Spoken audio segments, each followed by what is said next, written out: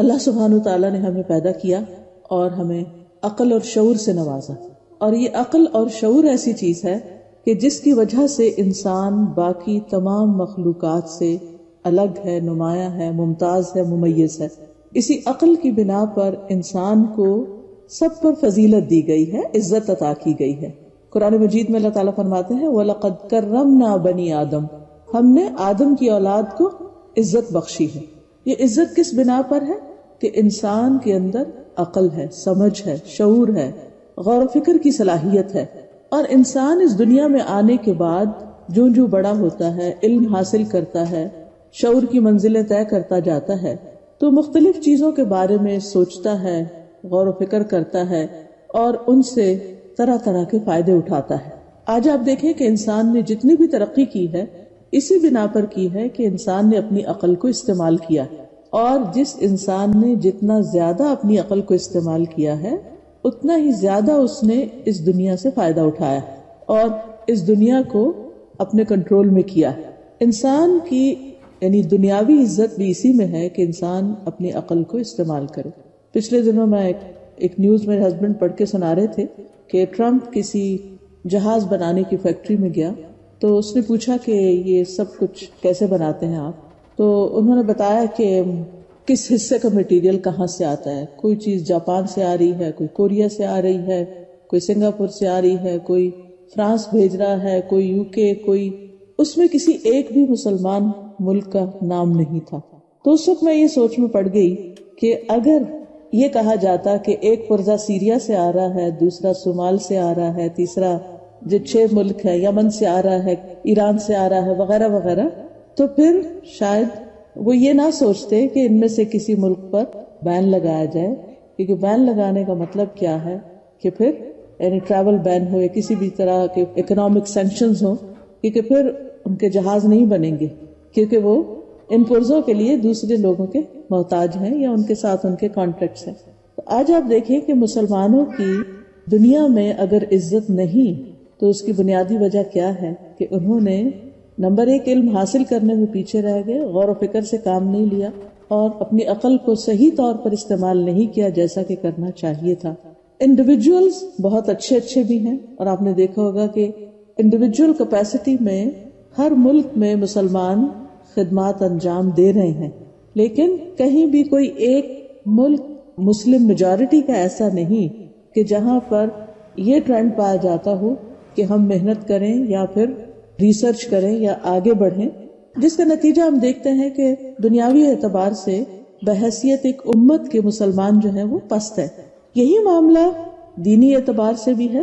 ہم مسلمان ہیں کیونکہ ہمارے والدین مسلمان ہیں، ہم مسلمان ہیں کیونکہ ہمیں بچپن میں یہ بتایا گیا کہ ہم مسلمان ہیں، ہمیں لا الہ الا اللہ پڑھا دیا گیا، ہمیں نماز سکھا دی گئی، ہمیں قرآن پڑھا دیا گیا، اور وہ بھی بغیر سوچے سمجھے میجورٹی جو ہماری پڑھتی ہے۔ تو نتیجہ کیا ہوا کہ ہم مسلمان ہوتے ہوئے بھی بعض اوقات یہ نہیں جانتے کہ ہم مسلمان کیوں ہیں، یا مسلمان کس کو کہتے ہیں، یا مسلمان کے لیے کیا کچھ کرنا لازم ہے۔ پھر اس معاملے میں بھی آپ دیکھیں گے کہ بہت سے انڈیویجولز بہت اچھے ہیں، انہوں نے اس کو غور و فکر کیا، سوچا سمجھا اور آگے بڑھ گئے، دین میں بھی آگے بڑھے، دنیا میں بھی آگے بڑھے۔ تو ہم میں سے ہر شخص کے لیے لازم ہے کہ وہ دنیا کا معاملہ ہو یا دین کا معاملہ ہو، دونوں اعتبار سے وہ غور و فکر سے کام لے، اپنی عقل کو استعمال کرے۔ اور عقل کے استعمال کا، غور و فکر کا جو بہترین طریقہ ہے یا جو بہترین مصرف ہے وہ یہ ہے کہ انسان 4 چیزوں کو لازم جانے، یعنی فرض کے درجے میں ہے 4 چیزوں کے بارے میں علم حاصل کرنا اور غور و فکر کرنا اور پہچان کرنا، باقی آپشنل ہے۔ آپ اپنے ٹیسٹ کے مطابق، اپنی سوچ کے مطابق، اپنے ماحول کے مطابق، اپنے جو بھی آپ کو اپرچونٹیز ملی ہیں ان کو آپ جیسے چاہیں استعمال کریں، جس بھی اچھے فیلڈ میں آپ جائیں، جہاں تک جی چاہتا ہے جائیں، کوئی روک ٹوک نہیں ہے، ایز لانگ ایز کوئی چیز اللہ کے دین سے ٹکراتی نہیں۔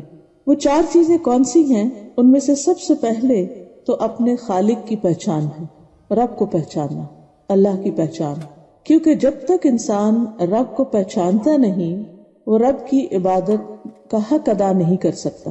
جب انسان اپنے رب کو پہچانتا ہے تو پھر وہ اس کی عظمت، اس کی قدرت، اس کی حیثیت تو جب سمجھ جاتا ہے تو واقعی پھر اس کے آگے جھک بھی جاتا ہے اور اپنی ساری کوششیں اور اپنے سارے بہترین جذبات یہ سارے کے سارے وہ اپنے رب سے وابستہ کر لیتا ہے. دوسری چیز جو بہت اہم ہے وہ ہے اپنی پہچان، اپنے پوٹینشل کو جاننا، اپنی حیثیت کو جاننا، اپنے مقام کو جاننا، خود کو ملنے والی جو نعمتیں ہیں، جو اپرچونٹیز ہیں ہمارے چاروں طرف، ان کو پہچاننا. جب تک انسان اپنے آپ کو نہیں پہچانتا اس وقت تک وہ اپنے رب کا صحیح معنوں میں شکر ادا ہی نہیں کر سکتا، کیونکہ وہ ان نعمتوں کو پازیٹیولی یوز ہی نہیں کر سکتا بلکہ استعمال ہی نہیں کرے، جیسے ملی ویسے ہی واپس چلی جائیں گے. لیکن بہت سے لوگ اس معاملے میں ساری زندگی بس دوسروں سے مشورہ کرتے رہتے ہیں کہ وہ ہمیں بتا دیں کہ ہمیں کیا کرنا ہے. اپنی عقل سے کام نہیں لیتے، خود محنت نہیں کرتے، خود آگے نہیں بڑھتے، خود رسک نہیں لیتے. اور جب تک انسان کسی جگہ پر اتر کر نہ دیکھے تو پتہ نہیں چلتا کہ وہ کتنی گہری ہے. کسی پانی میں ہاتھ ڈال کے نہ دیکھا جائے تو پتہ نہیں چلتا کہ اس کا ٹیمپریچر کیا ہے. تو جب تک ہم کسی بھی فیلڈ میں اتریں گے نہیں، کسی بھی چیز کو ٹیسٹ اینڈ ٹرائی نہیں کریں گے، اس میں محنت نہیں کریں گے، اس میں آگے نہیں بڑھیں گے، تو واقعی ہمیں نہیں پتہ چلے گا کہ ویئر ڈو وی اسٹینڈ، ہم کون ہیں، ہم کیا ہیں، ہم کیا کچھ کر سکتے، کہاں تک جا سکتے.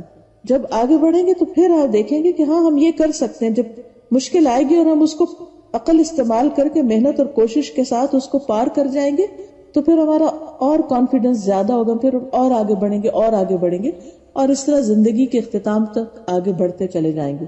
تو اللہ سبحانہ و تعالیٰ کی پہچان کے بعد دوسری اہم چیز ہے اپنے آپ کو پہچاننا اور اپنی حقیقت اور اپنی قیمت معلوم کرنا کہ میری ورتھ کیا ہے، میں کیا کر سکتا ہوں. تیسری چیز ہے اس دنیا کی حقیقت کو پہچاننا، کیونکہ جب تک انسان دنیا کی حقیقت کو نہیں پہچانتا وہ دھوکے میں رہتا ہے. بعض اوقات انسان یہ سمجھتا ہے کہ جو کچھ ہے بس یہی دنیا کی زندگی ہے، جو فائدہ ہے بس یہی اٹھانا ہے، جو نقصان ہے وہ یہی کا نقصان ہے، یہاں جو آگے بڑھ گیا وہی کامیاب ہے اور جو پیچھے رہ گیا وہ ناکام ہے. حالانکہ ساری کامیابی دنیا ہی کی کامیابی نہیں، تیرے آگے آسماں اور بھی ہیں، یعنی ہمارے لیے ابھی اور بہت سی منزلیں باقی ہیں. اس لیے چوتھی چیز جس کو جاننا اور جس کے بارے میں مکمل معلومات حاصل کرنا بے حد ضروری ہے اور ان میں غور و فکر کرتے رہنا، وہ ہے آخرت، جو ہماری اصل منزل ہے، جس کے بارے میں اللہ سبحانہ و تعالیٰ فرماتے ہیں وَإِنَّ الدَّارَ الْآخِرَةَ لَهِيَ الْحَيَوَانُ لَوْ كَانُوا يَعْلَمُونَ، اور بے شک آخرت کا گھر وہی حقیقی زندگی ہے، وہی اصل رہنے کی جگہ ہے. لَوْ كَانُوا يَعْلَمُونَ، کاش وہ جانتے ہوتے.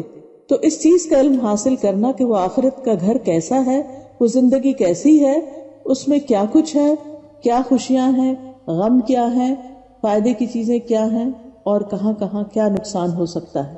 آج میں کچھ باتیں اللہ سبحانہ تعالیٰ کے تعارف کے حوالے سے کروں گی اور پھر اس کے ساتھ ساتھ کچھ اور چیزیں بھی کریں گے انشاءاللہ تعالیٰ. سب سے پہلے تو جب ہم قرآن مجید کھولتے ہیں تو اسی سے ہمیں اللہ تعالیٰ کی پہچان ہوتی. دنیا میں بھی آپ دیکھیں کہ اگر آپ کسی کو پہچاننا چاہتے ہیں، کسی انسان کو پہچاننا چاہتے ہیں مثلاً کہ وہ کیسا ہے، کون ہے، تو آپ کیا دیکھتے ہیں کہ وہ کیا کہتا ہے، وہ کیا لکھتا ہے، اس نے کیا کتابیں لکھی ہیں، یا کسی چیز کا آتھر ہے، یا وہ ریسرچر ہے. تو جو اس کا کام ہوتا ہے، جو اس کی اچیومنٹس ہوتی ہیں، جو اس نے کیا ہوتا ہے، اس کے ذریعے آپ اس کو پہچانتے ہیں، وہی اس کی ورتھ ہوتی ہے. کون نکما انسان ہے، کون کارآمد انسان ہے، اور کون کس درجے کا انسان ہے. اللہ سبحانہ تعالیٰ کو پہچاننے کے لیے ہمیں اللہ سبحانہ تعالیٰ کے کلام کو بھی دیکھنے کی ضرورت ہے، اور اس کے ساتھ ساتھ اس نے کیا کیا ہے، کیا بنایا ہے، اس کے افعال یا اس کے کاموں کو بھی دیکھنے کی. جیسے کوئی انسان اپنے کلام، اپنی تحریر سے پہچانا جاتا ہے اور اپنے کاموں سے پہچانا جاتا ہے. تو اللہ سبحانہ تعالیٰ کو پہچاننے کے لیے بھی اگر آپ یہی دو طریقے استعمال کریں کہ اس کے کلام کو دیکھیں کہ اس نے اپنے کلام یعنی قرآن مجید میں اپنا تعارف کیا کروایا کہ وہ کون ہے، تو یہ اس کا اصل صحیح تعارف ہوگا. یا پھر اس نے اپنے رسولوں کی زبان سے اپنا تعارف کیا کروایا ہے، اور خصوصاً محمد صلی اللہ علیہ وسلم کی زبان سے. تو قرآن و حدیث کے ذریعے ہمیں اللہ سبحانہ تعالیٰ کے ناموں، اس کی صفات اور اس کے کاموں کا پتہ چلتا ہے کہ وہ کیا کرتا ہے. دوسری چیز کائنات ہے. کائنات میں غور و فکر کر کے ہمیں پتہ چلتا ہے کہ اللہ تعالیٰ نے یہ دنیا کیسی بنائی ہے، اس میں کیسی کیسی وسعتیں ہیں، یہ زمین کیسی ہے، آسمان کیسے ہیں، اور آسمانوں کے پیچھے کیا کچھ ہے، اور نئے نئے ستارے سیارے جو دریافت ہو رہے ہیں. ریسنٹلی آپ نے دیکھا ہوگا کہ ابھی ایک آدھ دن پہلے بہت ہی نیا انکشاف ہوا ہے کہ ہماری زمین کی طرح کے کچھ اور پلانٹس بھی ہیں جن پر زندگی کا امکان پایا جاتا ہے، اگرچہ وہ بہت دور ہے۔ 7 ایسے پلانٹس کا پتہ چلا ہے۔ اس کا ذکر قرآن مجید میں بھی ملتا ہے۔ اللہ تعالیٰ فرماتے ہیں کہ اللہ نے 7 آسمان بنائے اور انہی کی مانند زمینیں بھی بنائی، اور اللہ کا حکم ان میں اترتا رہتا ہے۔ سورۃ الطلاق کی آیت ہے، یتنزل الامر بینہن، اللہ کا حکم ان میں نازل ہوتا رہتا ہے، اور تاکہ تم جان لو کہ اللہ تعالیٰ نے ہر چیز کو اپنے علم سے گھیرا ہوا ہے۔ بہرحال، اور یہ بھی کہا جاتا ہے کہ وہ جو پلانٹس دریافت ہوئے وہ 40 لائٹ ایئرز کے فاصلے پر ہیں تقریباً یہاں سے۔ حقیقت تو اللہ ہی جانتا ہے، انسانوں کے تو صرف اندازے ہی ہیں۔ تو بہرحال جب ہم قرآن مجید کھولتے ہیں تو سب سے پہلی سورت جو ہے اس میں اللہ سبحانہ وتعالیٰ کا تعارف ہے کہ وہ کون ہے۔ اللہ تعالیٰ اپنا تعارف کیسے کرواتے ہیں؟ الحمدللہ رب العالمین، سب تعریف اللہ کے لیے ہے جو رب ہے سارے جہان، پوری یونیورس کا۔ اور رب کے اندر بہت سے میننگز پائے جاتے ہیں، لیکن خاص طور پر 3 معنی، خالق، مالک اور مدبر، کہ وہ کریٹر بھی ہے، وہ ان سب کو اون بھی کرتا ہے، اور پھر وہ ان سب کو سسٹین بھی کر رہا ہے، پلان کر رہا ہے، اور ان کی ساری نیڈز فلفل کر رہا ہے، ساری کائنات کو یا نظام ہستی کو وہی چلا رہا ہے، رب العالمین۔ پھر اس کے ساتھ ساتھ الرحمن الرحیم، بہت ہی مہربان، کنٹینیوسلی مہربان ہے، مسلسل مہربانیاں کرنے والا ہے۔ یعنی اللہ نے اپنی پہچان اپنی رحمت کے ساتھ کروائی۔ عام طور پر ہم اپنے بچوں کو جب اللہ کی پہچان کراتے ہیں تو ڈرانے سے کرتے ہیں، اللہ تعالیٰ ماریں گے، اللہ تعالیٰ آگ میں پھینک دیں گے، وغیرہ وغیرہ، جو کچھ ہم کرتے ہیں ہمیں معلوم ہے۔ جبکہ اللہ سبحانہ وتعالیٰ نے اپنی پہچان کیسے کروائی کہ میں نے ہی پیدا کیا، میں ہی رزق دیتا ہوں، میں ہی تمہارا مالک ہوں، اور تمہارے سارے امور میرے ہی سامنے ہیں، میرے ہی اختیار میں ہے۔ اور اس کے ساتھ ساتھ یہ کہ میں بہت ہی مہربان ہوں۔ اور اس میں آپ دیکھیے کہ اللہ تعالیٰ کی صفت رحمت کو بیان کرنے کے لیے ایک نہیں 2 ناموں کا ذکر ہوا، الرحمن اور پھر الرحیم، سب کے لیے مہربان، اور خاص طور پر اپنے ماننے والوں کے لیے مہربان۔ اور پھر کیا تعارف ہے؟ مالک یوم الدین، جو مالک ہے یوم الدین کا، بدلے کے دن کا، جزا سزا کے دن کا۔ جو کچھ انسان دنیا میں کرتا ہے اس پر انسان کو آگے جو بھی ریوارڈ یا جو سزا ملنے والی ہے، ثواب و عقاب، اس کا مالک بھی وہ خود ہی ہے۔ یعنی پورا کنٹرول ہے اس کے پاس اول سے آخر تک ہر چیز کا۔ اور پھر جب انسان اللہ کو پہچان لیتا ہے تو فوراً پھر کیا کہتا ہے؟ ایاک نعبد و ایاک نستعین۔ یہ جو ایاک نعبد و ایاک نستعین ہے، یہ سچے دل سے نکلتا ہی اس وقت ہے جب انسان اپنے رب کو پہچان کر اس کے آگے پہ جھکنا چاہتا ہے کہ تو ہی معبود ہے، تیری ہی ہم صرف تیری عبادت کریں گے اور صرف تجھ سے مدد مانگیں گے۔ کیونکہ یہ جو کہنا کہ ہم تجھ سے مدد مانگتے ہیں، یہ دراصل اپنی کمزوری کا اعتراف۔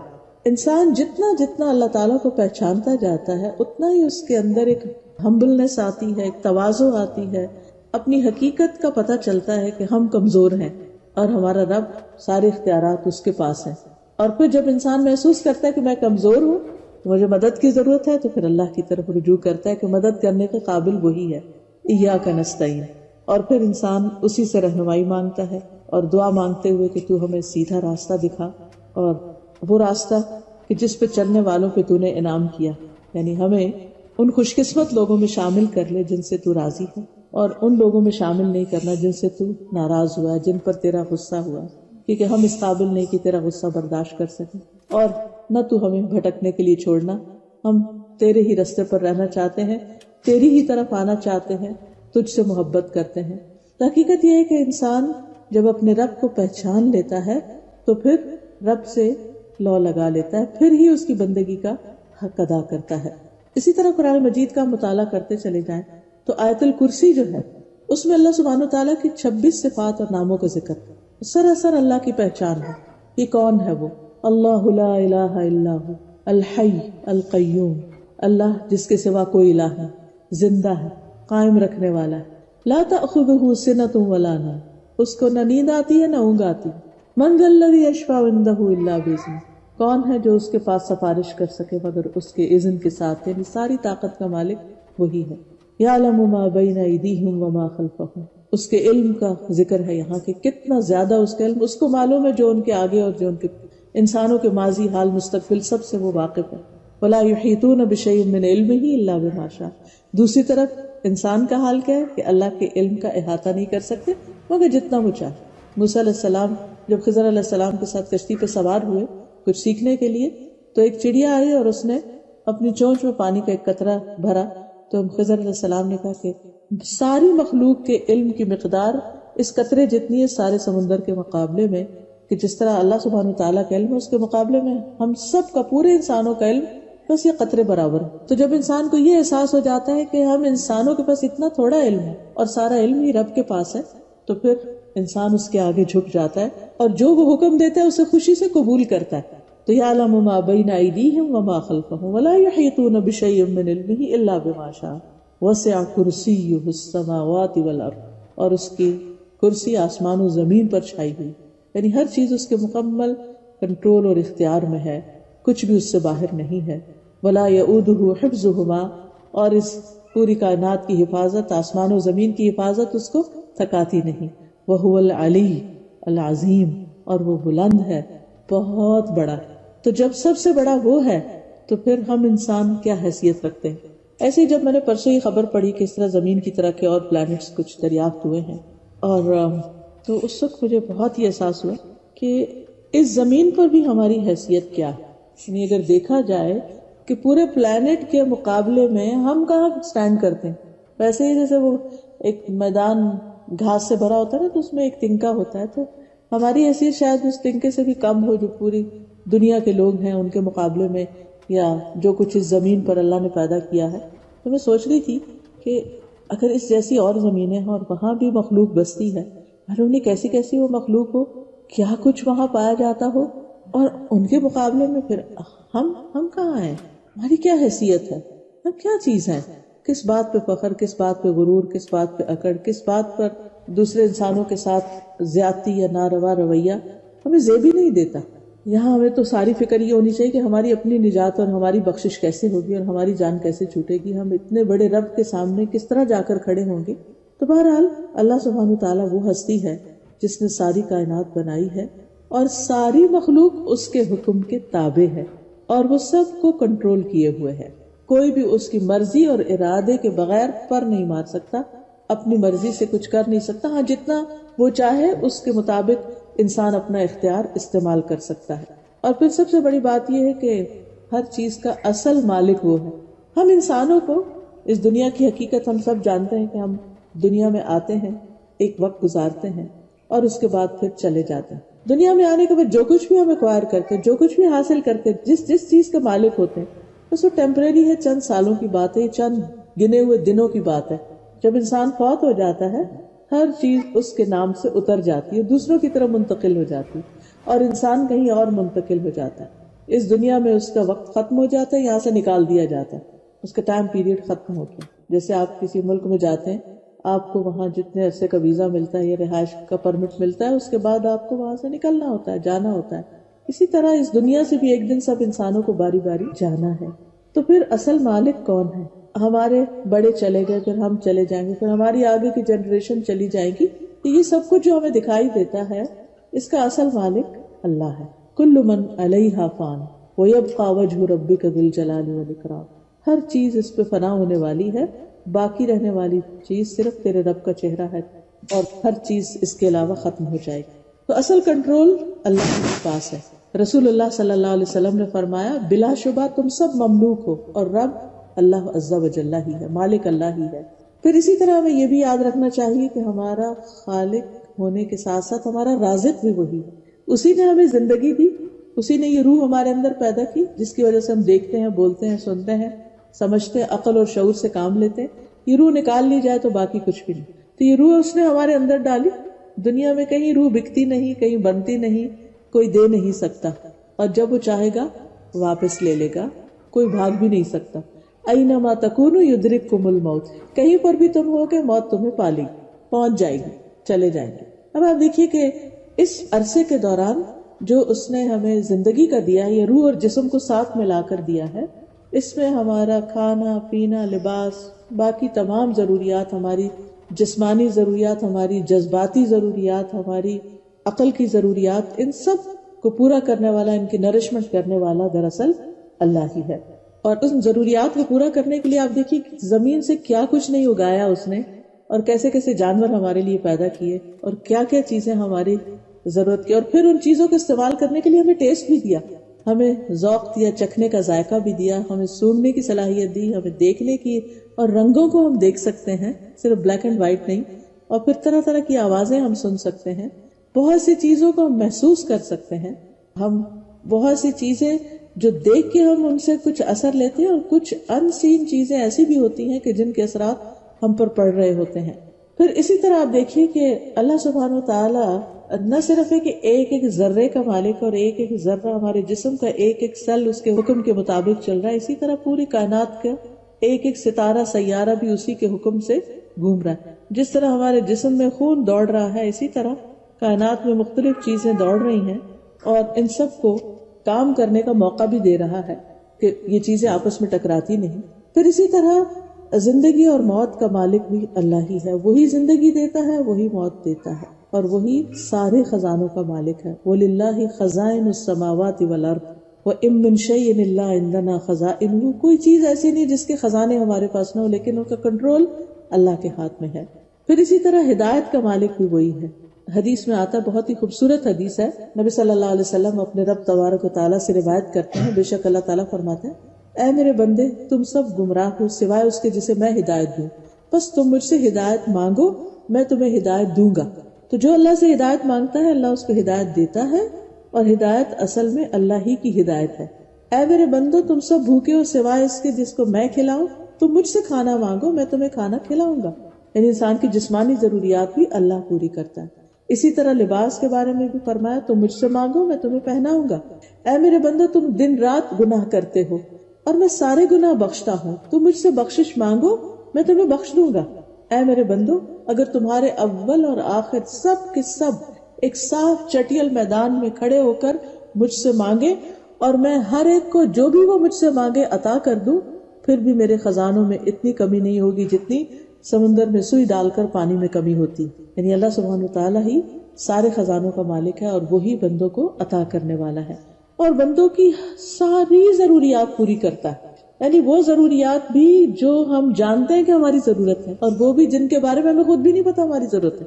اب دیکھیے کہ ہمارا جسم کس طرح کام کر رہا ہو، جب اس کا کچھ حصہ کام نہیں کرتا تو پھر ہم بیمار پڑ جاتے ہیں، پھر ہمارے ٹیسٹ پہ ٹیسٹ ہوتے ہیں، پھر ہمیں ڈاکٹر بتاتے ہیں اس چیز کی کمی ہو گئی ہے، وٹامن ڈی کی کمی ہو گئی ہے۔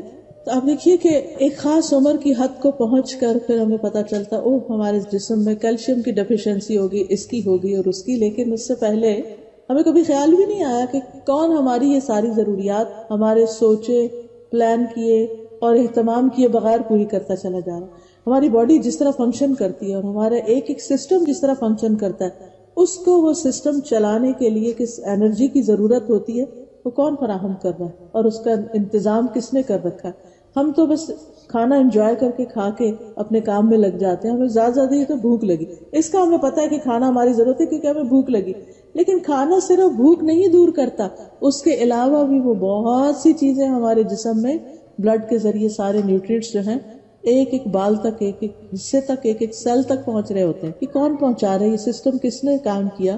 اور پھر اسی طرح یہ کہ ہمارے جسم کے اندر کہا جاتا ہے کہ انسان پیدائش کے ساتھ ہی سینکڑوں بیماریاں لے کے پیدا ہوتا ہے، لیکن اللہ نے ایسا امیون سسٹم، مدافعاتی نظام رکھا ہے انسان کے اندر کہ وہ خود بخود ہی اندر لڑتا رہتا ہے، اور خود بخود ہی ان بیماریوں کو دھکیلتا رہتا ہے، اور وہ غالب نہیں آنے دیتا۔ لیکن آپ دیکھیے کبھی بچے کو کوئی ایک بیماری بھی ہو جائے تو کس قدر پریشانی کی بات بنتی۔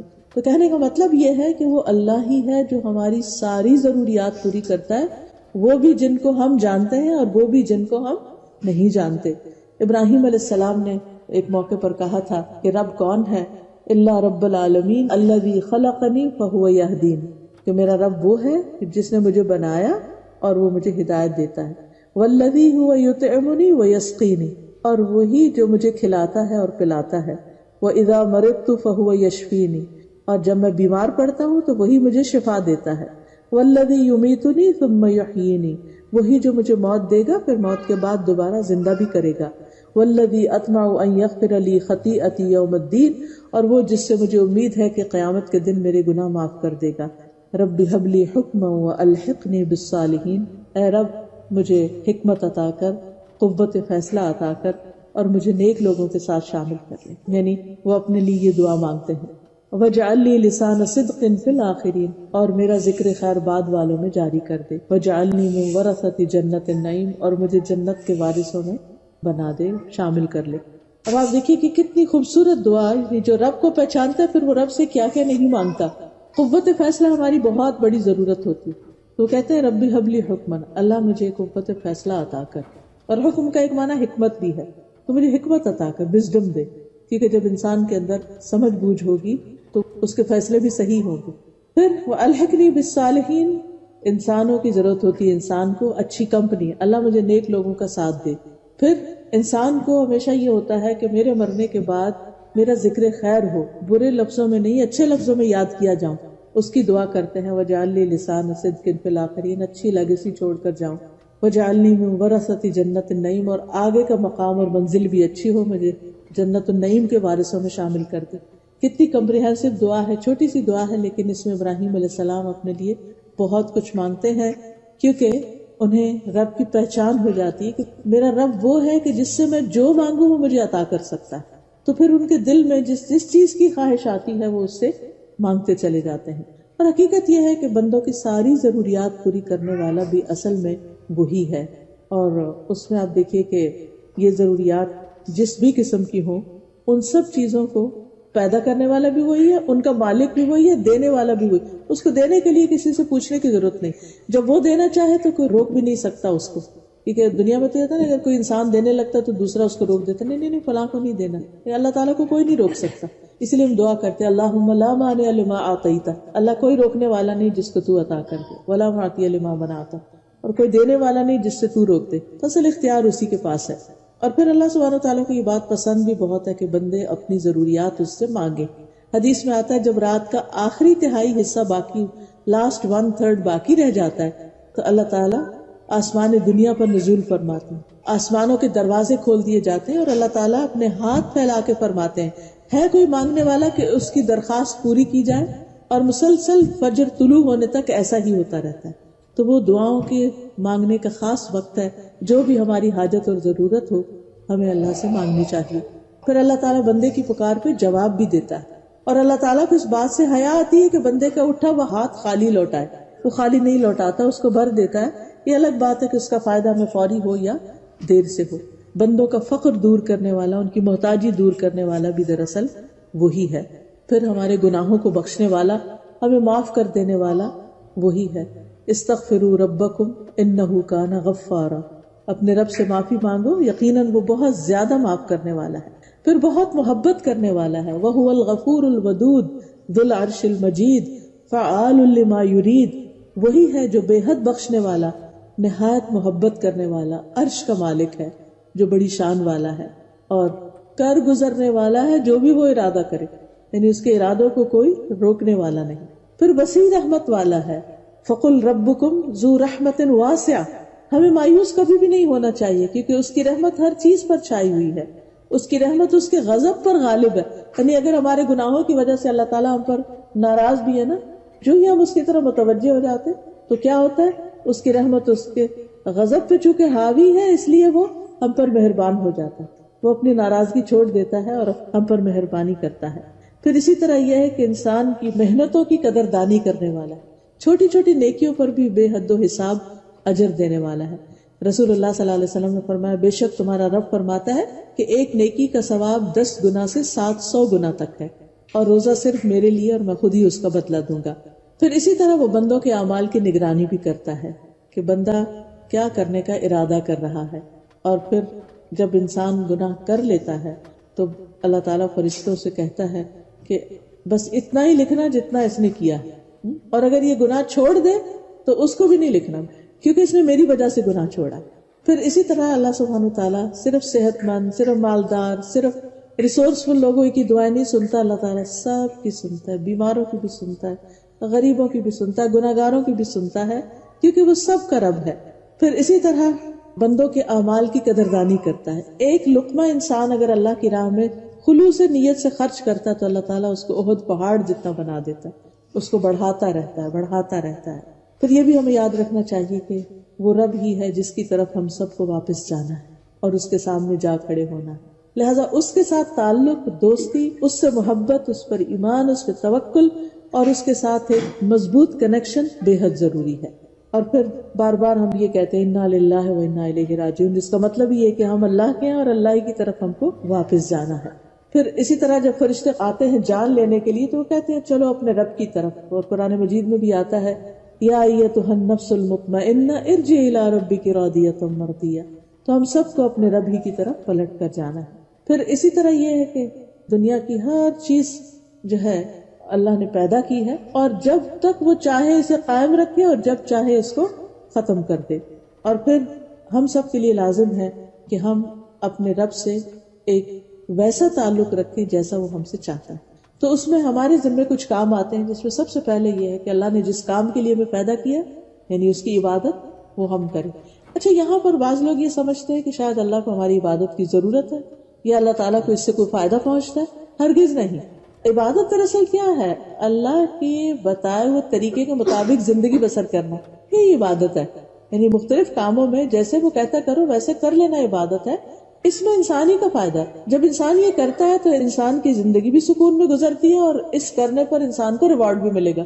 یعنی دوہرا فائدہ. دنیا کا فائدہ کیا؟ انسان بھٹکنے سے، پریشان ہونے سے، غموں سے، دکھوں سے بچ جاتا ہے اور اس کے دل کو ایک قرار آ جاتا ہے. اور آخرت کا فائدہ یہ ہے کہ انسان کو اللہ تعالیٰ ایک نیکی کا ریوارڈ کئی گنا بڑھا کر دیتا ہے. رب کی عبادت میں ایک چیز جس کا خاص خیال رکھنا چاہیے وہ کہ کسی اور کو اس کے ساتھ شریک نہیں کرنا. اور اس میں ہم الحمدللہ کو بتوں کو شریک نہیں کرتے، کچھ انسانوں کو نہیں کرتے، لیکن یہ جو ریاکاری اور دکھاوا ہے یہ کہیں نہ کہیں سے کریپن ہو جاتا ہے اور شیطان انسان کے اعمال کو خراب کرنے کی کوشش کرتا ہے. تو اللہ تعالیٰ سورۃ الکہف کے آخر میں فرماتے ہیں فَمَنْ كَانَ يَرْجُو لِقَاءَ رَبِّهِ فَلْيَعْمَلْ عَمَلًا صَالِحًا وَلَا يُشْرِكْ بِعِبَادَةِ رَبِّهِ أَحَدًا. کہ جو شخص اپنے رب سے ملاقات کی امید رکھتا ہو تو اس کے لیے لازم ہے کہ وہ نیک عمل کرے اور اپنے رب کی عبادت میں کسی کو شریک نہ کرے. تو شرک جو ہے یہ اللہ تعالیٰ کو سخت ناپسند ہے اور اس کے لیے انسان کو بہت احتیاط کرنے کی ضرورت ہے. اور پھر یہ ہے کہ انسان کو اللہ کی عبادت کے لیے وقت نکالنا چاہیے. نو میٹر واٹ، کتنے بھی آپ مصروف ہیں، بیمار ہیں، مسافر ہیں، کچھ بھی اللہ کے لیے وقت نکالے. اچھا اب ہم کہتے ہیں شاید اللہ تعالیٰ کو ہماری ضرورت پڑ گئی کہ ہم اس کے لیے وقت، نو وے. اصل میں ہمیں ضرورت ہوتی ہے اس کی. اور آپ یقین کریں کہ جو لوگ نماز پڑھتے ہیں اپنے کام کے وقت پہ سے نکل کر وہ اس بات کو اچھی طرح سمجھتے ہیں کہ انسان مسلسل دنیا کے کاموں میں سر کھپائی کرتا رہتا ہے، ذہنی طور پر بھی تھک جاتا ہے، بعضوں کو جسمانی طور پر بھی تھک جاتا ہے. ایسے میں جب نماز کی بریک آ جاتی ہے، انٹرول آ جاتا ہے، تو آپ دیکھیں کہ آپ وضو کر کے جب اللہ کے حضور کھڑے ہوتے ہیں تو آپ کی وہ تھکاوٹ بھی اتر جاتی ہے اور آپ کے دل کو بھی ایک قرار آتا ہے، ایک سکون آ جاتا ہے. ابھی ایسا ہوتا ہے کہ آپ انسانوں کے بیچ میں ہوتے ہیں، کوئی آپ کو ہرٹ کر دیتا ہے، آپ کو دل چاہتا ہے کہ آپ پھوٹ پھوٹ کر روئیں، کبھی آپ کسی طرح دکھی ہو جاتے ہیں. لیکن جو ہی آپ اسی درمیان میں نماز کے لیے چلے جاتے ہیں تو پہلے اور بعد کی کیفیت بالکل فرق ہو جاتی ہے. آپ کا دکھ دور ہو جاتا ہے، تکلیف ختم ہو جاتی ہے. اور یہ حقیقت ہے. لیکن بعض لوگ کہتے نہیں ہم نماز بھی پڑھتے ہیں مگر چین نہیں ملتا. اصل بات یہ کہ ہم وہ نماز بس پڑھ ہی چھوڑتے، اس میں اللہ کو یاد نہیں کرتے. جو شخص اللہ تعالیٰ کی عظمت کو دل میں رکھ کے اس کے آگے جھکتا ہے اور اس سے دعائیں کرتا ہے، یہ ہو نہیں سکتا کہ پھر اس کی پریشانی دور نہ ہو. کیونکہ سارے انبیاء علیہ السلام کا طریقہ یہی تھا کہ جب انہیں کوئی دکھ پریشانی ہوتی وہ فوراً نماز کی طرف دوڑتے اور اس سے ان کی پریشانی دور ہو جاتی. نبی صلی اللہ علیہ وسلم حضرت بلال سے کہتے تھے اقم الصلاۃ یا بلال ارحنا بہا، اے بلال نماز قائم کرو اور اس کے ساتھ ہمیں راحت پہنچاؤ. یعنی ہم دنیا کے غموں سے تھک گئے ہیں، نماز میں بریک لیں اور ہم راحت حاصل کریں. اب کیا ہمارے ایک سجدے سے اللہ تعالیٰ کو مقام اوپر ہوگا؟ وہ تو سب سے اعلیٰ پہلے ہی ہے، اسے کوئی فائدہ نہیں.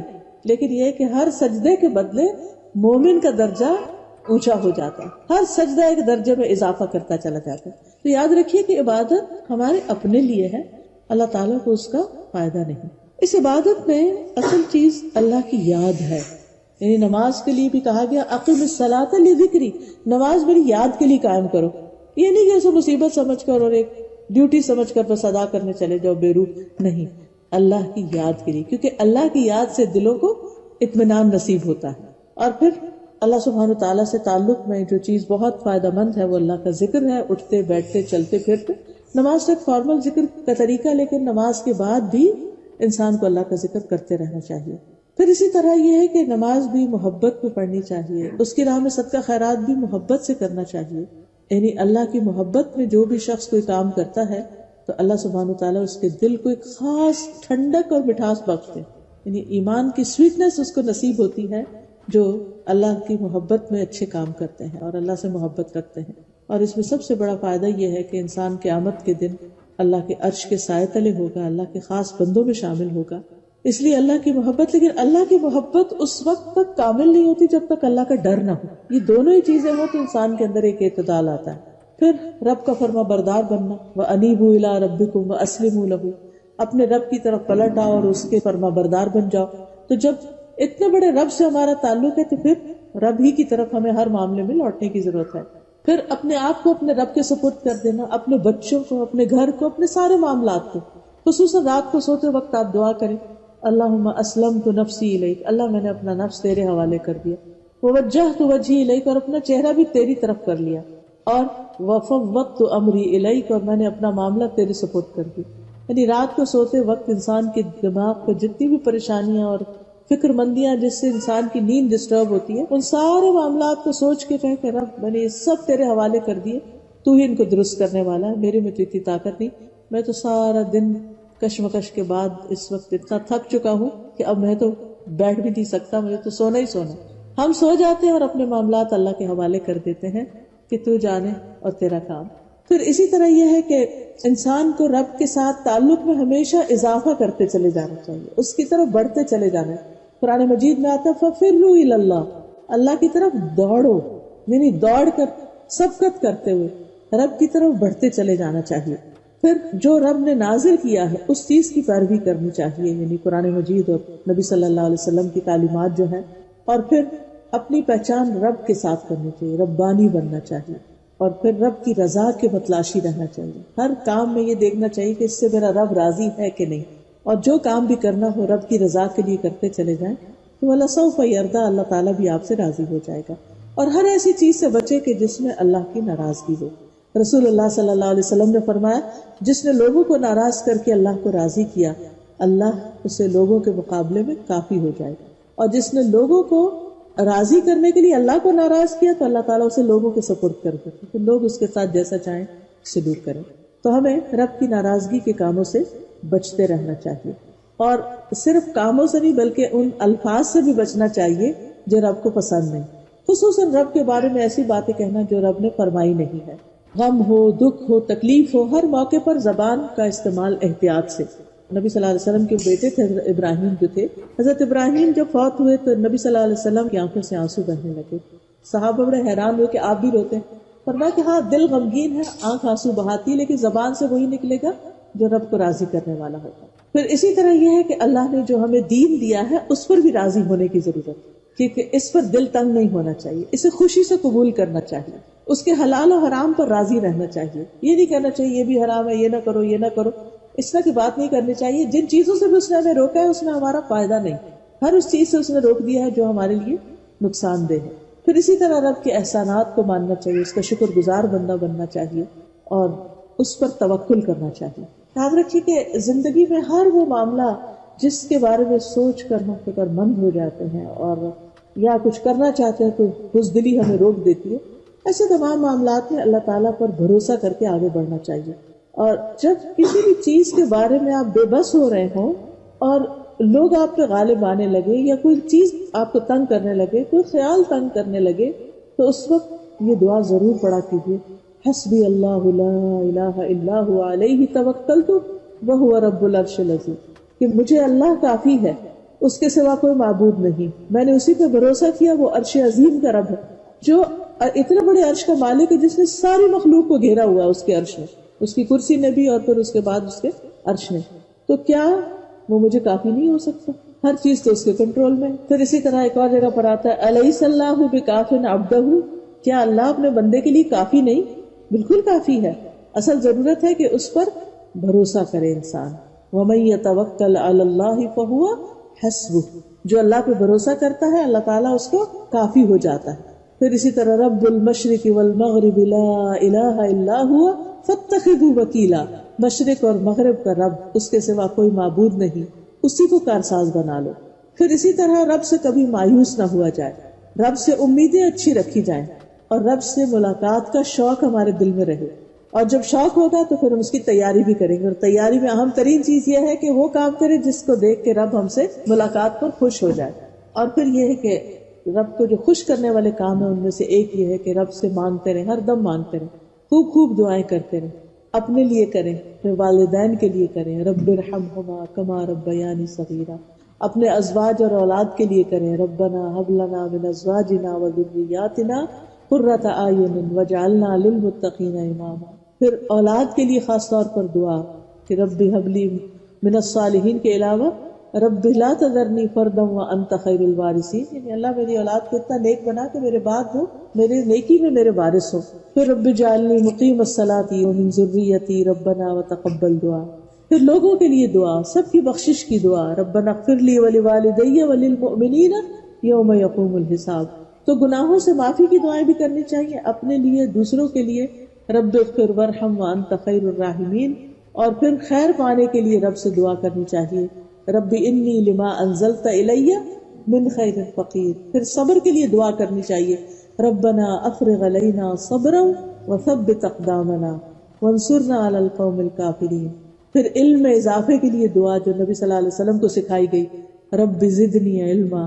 پھر معاملات میں آسانی کے لیے دعا, رب اشرح لی صدری, اللہ میرا سینہ کھول دے, کیونکہ جو سینے کی گھٹن اور تنگی ہوتی ہے نا, یہ ڈپریشن لاتی ہے. سب کچھ ہوتے ہوئے آپ کا دل تنگ ہوتا ہے, کبھی اس میں بزدلی آ رہی ہوتی ہے, کبھی اس میں خوف ہوتا ہے, کبھی اس میں بخل ہوتا ہے, کبھی اس میں ہم اور غم ہوتا ہے. تو یہ سب چیزیں دل کی تنگی کے ساتھ بڑھ جاتی ہیں, مرض بڑھ جاتا ہے.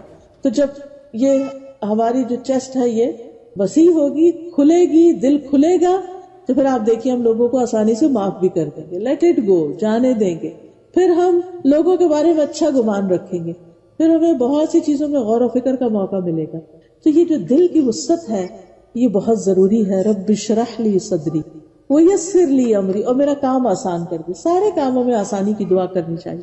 واحلل عقدۃ من لسانی, اور میری زبان کی گرہ کھول دے, کیونکہ انسانوں کے ساتھ عموماً لڑائی جھگڑے مس کمیونیکیشن کی وجہ سے ہوتے ہیں. ایک کچھ کہنا چاہ رہا ہے, دوسرا کچھ اور سمجھ رہا ہے, پہلا اریٹیٹڈ ہو جائے تو وہ غصے میں آ جاتا ہے, وہ اس کو کچھ وہ جواباً اس سے بڑی کارروائی کرتا ہے, اور یوں گھروں میں جھگڑے فساد شروع رہتے ہیں. تو ویسر لی امری واحلل عقدۃ من لسانی, اللہ میری زبان کی گرہ کھول دے کہ میں اپنا مدعا اچھے طرح بیان کر سکوں. یفقہوا قولی, تاکہ لوگ میری بات سمجھ جائیں. یہ صرف قرآن و حدیث کے درس سے متعلق ہی نہیں ہے, اس کے لیے تو ہے ہی, لیکن عام روزمرہ زندگی میں بھی آپ نے دیکھا ہوگا کہ بعض اوقات کسی کو اپنی بات سمجھانا, اپنا نقطہ نظر بتانا, اللہ کا پیغام پہنچانا بڑا مشکل ہو جاتا ہے. یوں لگتا ہے کہ ہم پتہ نہیں کسی دیوار سے بات کر رہے ہیں یا کسی لکڑی کے بت سے بات کر رہے ہیں, کوئی رسپانس نہیں, کوئی جواب نہیں. کچھ لوگوں سے بات کرتے ہوئے نروس ہو جاتے ہیں. تو جب یہ دعا پڑھ لیتے ہیں تو اللہ سبحانہ وتعالیٰ کاموں میں آسانی کر دیتا ہے اور آپ اپنی بات بتا سکتے ہیں. آپ دیکھیے کہ بچے بھی ہیں نا, میں نے اپنے تجربے میں یہ دیکھا ہے کہ جب میں ان کو بیفور ٹائم اپنی ایکسپیکٹیشن بتا دیتی ہوں تو معاملہ بہت اچھا رہتا ہے, کہ ان کو بھی پتا ہوتا ہے میں کیا چاہتی ہوں, اور مجھے بھی پتا ہوتا ہے کہ اب وہ کس طرف چلیں. جب وہ کمیونیکیشن گیپ ہوتا ہے نا تو پھر وہ کچھ کہہ رہے تھے, آپ کچھ کہہ رہے, کچھ کہہ رہے, آپ اوپر سے کچھ کہہ رہے, وہ بات ہی نہیں بنتی, جس کے نتیجے میں پھر تعلقات اچھے نہیں رہتے. پھر اسی طرح اس بات کے لیے بھی دعا کرنی چاہیے کہ اللہ تعالیٰ ہمیں ذکر کی, شکر کی, اچھی عبادت کی توفیق عطا کرے, شیاطین سے ہماری حفاظت کرے, کیونکہ رب ہی ہے جو ان کو دیکھتا ہے اور ان کو پکڑ سکتا ہے. ہم تو شیطان کا مقابلہ کر ہی نہیں سکتے. تو رب اعوذ بک من ہمزات الشیاطین واعوذ بک رب ان یحضرون. پھر اسی طرح یہ ہے کہ کہیں پر آپ جائیں, کسی طرح کی کوئی خوف, پریشانی, گھبراہٹ ہو تو اسی سے ہی مدد مانگیں.